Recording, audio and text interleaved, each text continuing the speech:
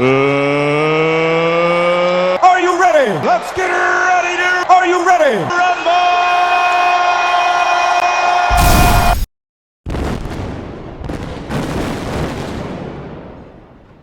80년대 레슬링 열기는 실로 엄청났다.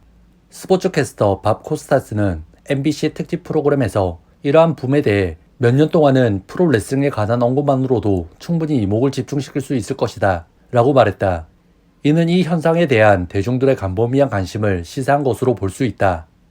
사실 텔레비전에서 선보인 프로 레슬링의 인기는 이보다 훨씬 이전부터 존재해왔다. 1940년대 후반 각 방송사 임원들은 프로 레슬링의 TV 편성에 매력을 느끼기 시작한다. 그들은 저비용으로 높은 인기를 누리는 해당 컨텐츠의 잠재력에 주목했다. 이것은 듀먼트 텔레비전 네트워크에서 방영한 프로 레슬링 프로그램을 통해 인식이 확대되었는데, 이러한 프로 레슬링 편성에 선구적인 역할을 한 바 있는 DTN은 당시 시카고의 메리골든 가든스 레슬링 경기를 매주 방영하면서 엄청난 시청률을 기록 중이었다. 1950년대에 접어들어 TV 보급이 확산되자 곳곳에서 크고 작은 변화가 찾아왔다. 복싱을 예로 들면 종전과는 달리 큰 펀치로 상대를 공격하는 슬러거 스타일이 급격히 대중화된다. 이와 유사하게 프로 레슬러들 또한 그들의 퍼포먼스에 갖가지 변화를 가미했다. 텔레비전에 등장하는 프로 레슬러들은 그 어느 때보다 자신들의 퍼포먼스에 집중하기 시작했는데, 이 무렵 나르시시즘적인 악당 기믹을 선보인 고저스 조지는 팬들로부터 엄청난 반응을 끌어낸 전설적인 레슬러로, 그는 단연 업계 최고의 스타이자 업계 최고의 TV스타로 올라선 인물이었다.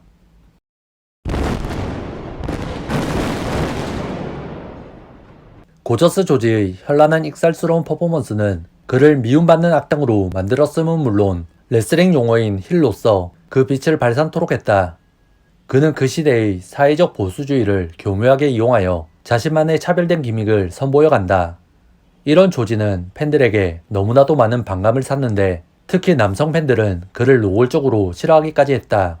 대중들은 이 같은 그의 활약을 보기 위해 TV를 구매하기도 했으며, 실제로 고저스 조지는 텔레비전 세트 판매율 상승에 기여했다는 인정을 받았다. 앞서 언급한 대로 그는 프로 레슬링계의 진정한 첫 번째 TV 히트 상품이었다. 여담이지만 고저스 조지는 위대한 복서 무하마드 알리와 소울의 대가 제임스 브라운에게 크나큰 존경을 받았다. 그들은 조지의 캐릭터와 행동을 분석했고, 그들의 활동 영역에 이를 접목하여 대중의 방향을 이끌었다. 음유 시인으로도 불리는 밥 딜런 또한 고저스 조지를 존경한 인사 중 한 명이다. 딜런은 그의 자서전에 조지 덕분에 대중들로부터 인정과 격려를 받을 수 있었다고 썼을 만큼 그의 영향을 많이 받았는데, 이와 같은 앞선 인사들의 평을 통해서 당시 대중문화계에 끼친 고저스 조지의 영향력을 어렴풋이나마 엿볼 수 있다.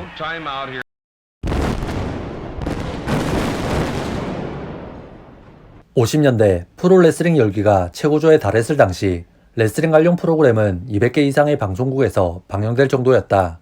그러나 50년대 말에 다다랐을 무렵에는 그 인기가 현저하게 감소하였다.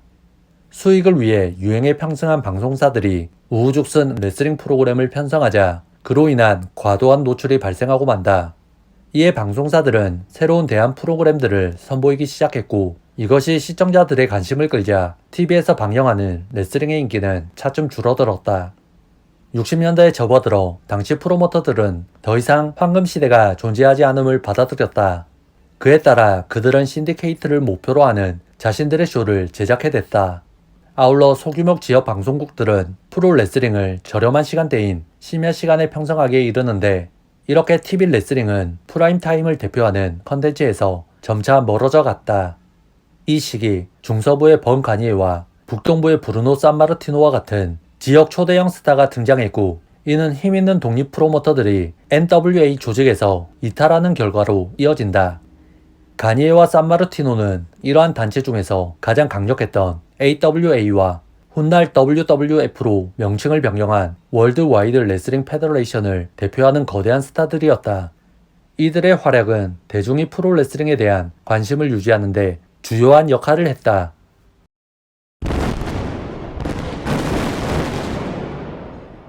1980년대를 이루는 10년간은 WWF가 국내외에서 확장을 이루며 레슬링 인기를 다시금 높은 곳으로 올려놓은 시기였다.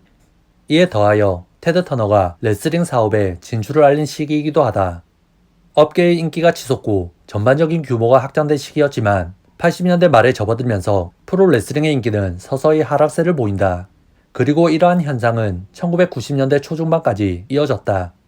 이 같은 원인으로는 섹스 및 약물 스캔들로 인해 WWF의 추진력이 식어버린 데다가 막대한 자본이 바탕이 되었지만 무능력함으로 일관한 WCW의 대응으로 산업 활성화가 지속되지 못했다. 1992년 말 작성된 메모를 살펴보면 WCW 부사장 빌 와츠는 당시 회사가 처한 당면 상황에 좌절감을 느끼고 있었으며 소속 로스터들에게 테드 터너의 비전을 실현해야 할 필요성을 강조한 것이 묻어나 있다. 메모의 일부는 다음과 같다. 여러분은 프로 선수이자 독립적인 계약자입니다. 이것은 여러분이 이미 자신의 종목에서 최고 수준에 도달했음을 의미합니다. 우리의 산업은 현재 위기에 처해 있습니다. 1993년엔 WCW가 표준을 정립하고 업계를 주도한다는 사명을 띠고서 우리가 모두 하나로 뭉쳐야 할 해가 되어야 합니다.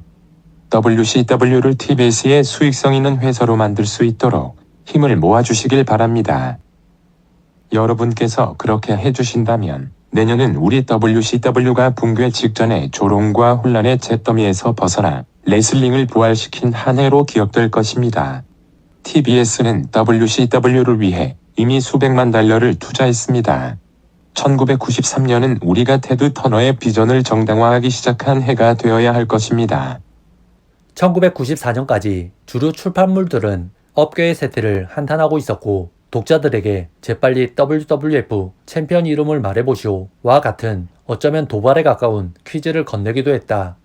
그해 중반 WWF의 수장 빈스 맥맨은 스테로이드 유통 혐의에서 벗어나 간신히 실형을 면할 수 있었고 그에 따라 자신의 회사와 업계로 되돌아올 수 있었다. 비숍은 이 시기 WWF에 대해 다음과 같이 회상했다. 당시 WWF가 겪었던 몇 가지 문제들로 인해 그들의 인기가 다소 떨어진 것으로 보입니다. 이런저런 혼란의 결과 신선함이 줄어들게 된 것 같고요. WWF는 그 여파로 내수에 대한 돌파구를 찾지 못하자 점점 더 해외 시장으로 눈길을 돌렸다. 이 무렵 WCW는 1년 사이에 $10,000,000를 잃고 있었고 불행인지 다행인지 업계 순위는 2위를 기록 중이었다. 그러나 경쟁사 매출의 약 4분의 1에 달할 정도의 실적을 올렸을 뿐 업계 1위인 WWF와의 간격은 너무나도 벌어진 상황이었다. 비숍은 농담을 섞어가며 그때를 떠올렸다. WCW는 2위가 아니라 22위 정도였을 겁니다. 그 당시 WCW는 TBS 덕분에 전국적인 브랜드로 여겨질 수 있었어요. 그러나 WWF의 성공이 감소하던 상황이었음에도 불구하고 여전히 큰 인기는 얻지 못했었죠.